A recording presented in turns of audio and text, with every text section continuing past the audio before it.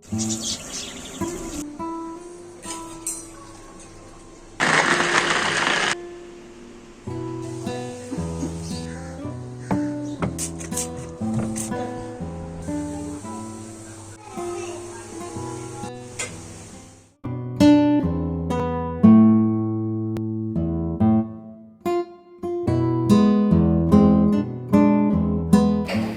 Everyone, আসসালামু আলাইকুম। আপনারা কেমন আছেন? আমি আলহামদুলিল্লাহ ভালো আছি।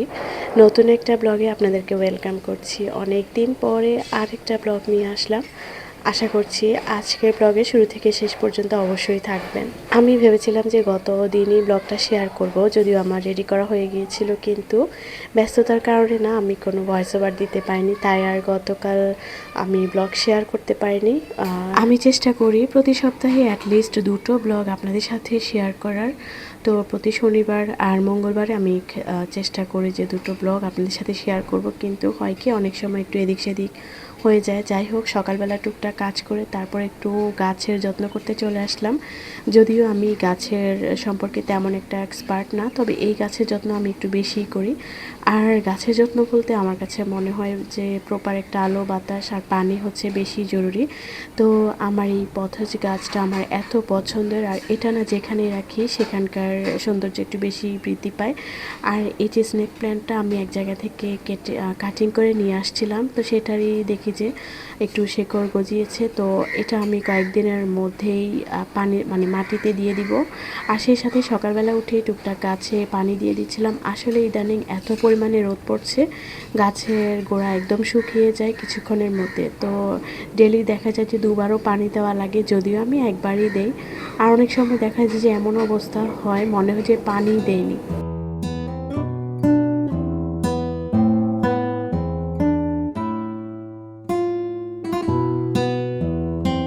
এই বাগানবিলাস গাছটা আমার খুবই প্রিয় একটা গাছ। এনেছিলাম কয়েক মাস আগে, মাশাআল্লাহ এই কয়েক মাসে খুব ভালো একটা গ্রো করেছে।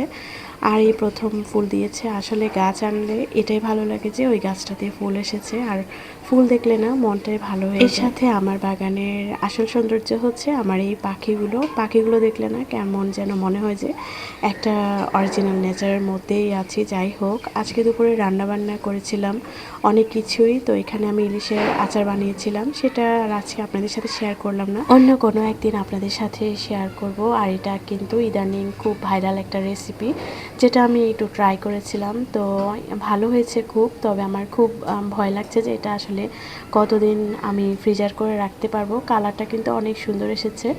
যাই হোক, ইলিশের যে একটা অরিজিনাল ফ্লেভার সেটা পাওয়া গিয়েছে। তো এটা আমি ফার্স্ট টাইমই ট্রাই করেছিলাম, সেজন্য আর আজকে শেয়ার করিনি।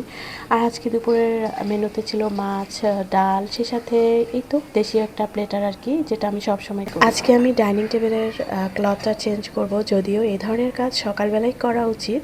তো আমার যেহেতু দুপুরে খাবারের পরে একটু অবসর সময় পাই, সেজন্য আমি দুপুরের খাবারের পরেই করব। তো যাই হোক, এই যে ভিডিওটা সেটা কিন্তু আমার গত রাত্রে করা ছিল। আর এখন হচ্ছে আমি ডাইনিং টেবিলের ক্লথটা চেঞ্জ করব। কয়দিন পর পর না ডাইনিং টেবিলের কাভারটা চেঞ্জ করলে একদম নতুন একটা লুক দেয়। আর এর মাঝে আসলে মনের একটা শান্তি পাওয়া যায়, কেমন যেন ঘরে একটা নতুনত্ব আসে। তো আমি চেষ্টা করি কয়েকদিন পর পরই চেঞ্জ করার, যদিও আমার এবার একটুখানি লেটই হয়ে গিয়েছে।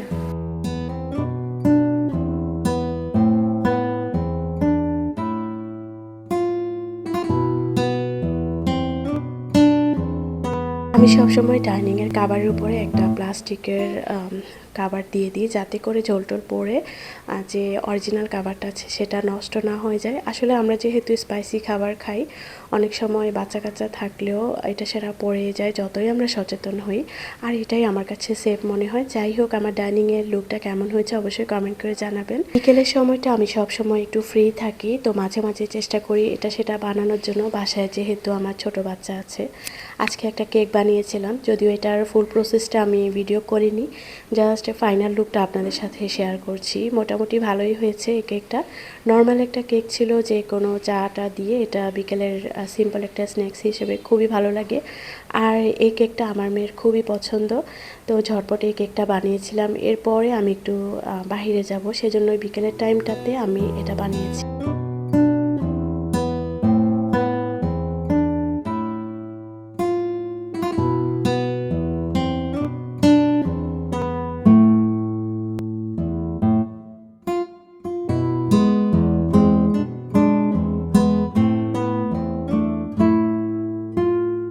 আজকে বিকেলে হচ্ছে একটু বাইরে গিয়েছিলাম, মানে বেস্ট বাইতে গিয়েছিলাম একটা ফ্লাক্স কেনার জন্য। তো আমরা যেটা চাচ্ছিলাম সেটা ছিল না। আমি টুকটাক একটু শ্যুট করে নিয়েছি, যদিও আমি বাহিরে খুব একটা ক্যামেরা কমফোর্টেবল না, আমি খুব একটা ক্যামেরা হাতে নেই না, তারপর ভাবলাম যে একটুখানি শ্যুট করেই নিই। আর এখানে গেলে না একদমই মাথা কাজ করে না কোনটা ফেলে কোনটা নিয়ে আসি। প্রতিবারই টুকটাক অনেক কিছুই কেনা হয়, তবে এবার কিছুই আনিনি। আর আমরা যে ফ্লাক্সটা মানে চাচ্ছিলাম সেটাও পাইনি। যাই হোক, আজকে রাত্রে খাবারের জন্য একটু মোমো স্যুপ করব, সেটারই আমি প্রিপারেশন নিচ্ছিলাম। তো আজকে এটা আমি আপনাদের সাথে ফুল রেসিপিটা শেয়ার করব। এখানে আমি বোনলেস কিছু চিকেন নিয়েছি।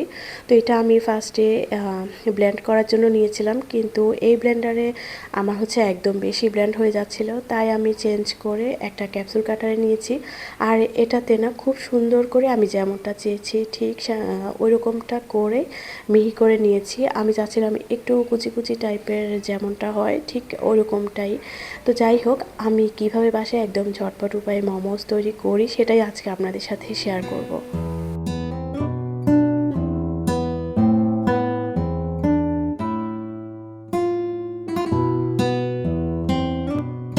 চিকেনটা আমি ভালো করে ব্লেন্ড করে নিয়েছি, তারপর কিছুটা পেঁয়াজ কুচি, আদা রসুন, সয়া সস আর সামান্য পরিমাণ গোলমরিচ, পরিমাণ মতো লবণ দিয়ে আমি কিছুক্ষণ সময়ের জন্য ম্যারিনেট করে রেখেছিলাম। অল্প কিছু আমি কাঁচামরিচ দিয়েছি, যেহেতু আমার মেয়ে খাবে।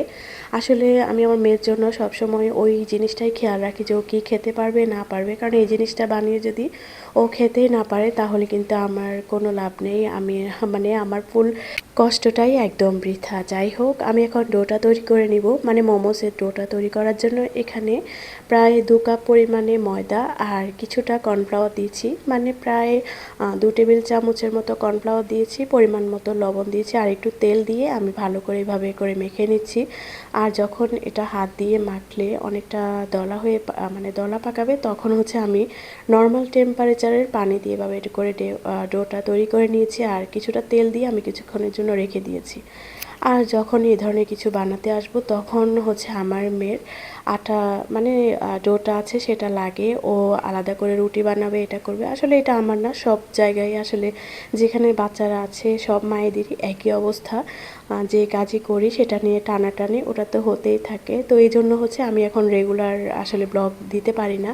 তো ওইটা চিন্তা করেই মাঝে মাঝেই মানে সপ্তাহে 2টো দেওয়ার চেষ্টা করি। যাই হোক, আমি আমার মতো করে এভাবে করেই একটা গ্লাস দিয়ে কেটে নিয়েছিলাম। আর এটা আমি নিজের মতো করে ডিজাইন করে নিব। একটু ছোট সাইজেরই বানাবো, যেহেতু আমি এগুলো স্যুপের মধ্যে দিব। আর নিজের মতো করে একটু ডিজাইন করে নিয়েছিলাম, কিছুটা আমি আবার স্টিম করে নিব।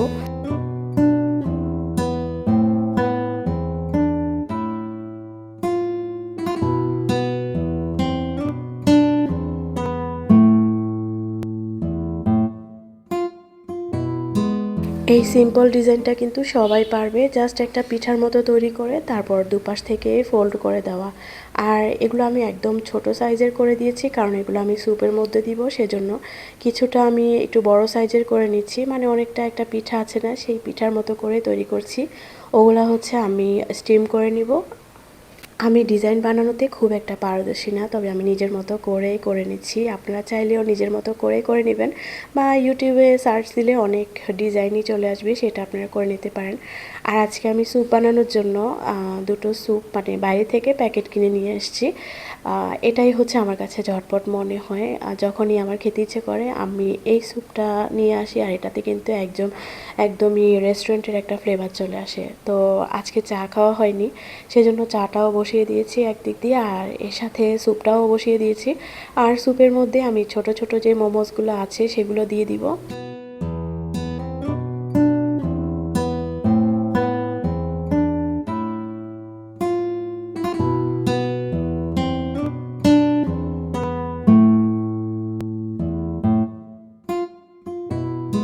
আজকে আমি যে স্যুপটা বানাচ্ছি এটা হচ্ছে থাই স্যুপ। তো বাসায় থাই পাতা ছিল, মানে আমাদের থাই পাতা গাছ আছে, সেখান থেকে আমি কিছুটা নিয়ে ছেড়ে দিয়েছি।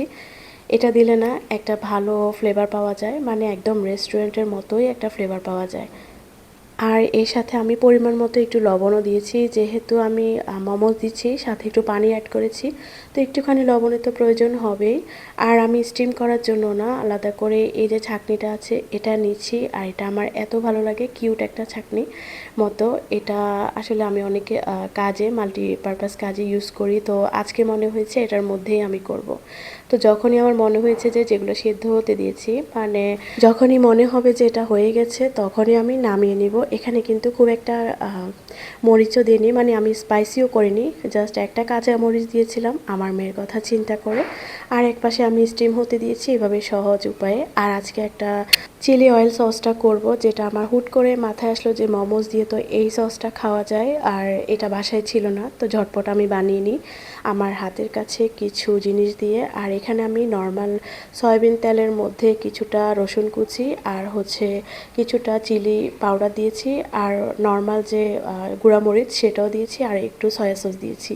এই তো ঝটপট করে বানিয়ে দিয়েছি। আর এখানে কিন্তু চাইলে সাদা তিলও দেওয়া যায়, আমি তো আমার হাতের কাছে যা ছিল সেটা দিয়ে বানিয়ে নিয়েছি। আর আজকের সন্ধ্যা না, একদম পারফেক্ট একটা সন্ধ্যা ছিল, অনেকদিন পরে এই ধরনের খাবার বানাচ্ছি, সাথে তোমাদের সাথে মানে আপনাদের সাথে শেয়ার করছি। তো আমার ভিডিওটা কেমন লেগেছে অবশ্যই কমেন্ট করে জানাবেন। আর আমার ভিডিও যদি আপনাদের কাছে ভালো লাগে তো একটা লাইক দিবেন, কমেন্ট করবেন, আর সেই সাথে অবশ্যই সাবস্ক্রাইব করে নেবেন।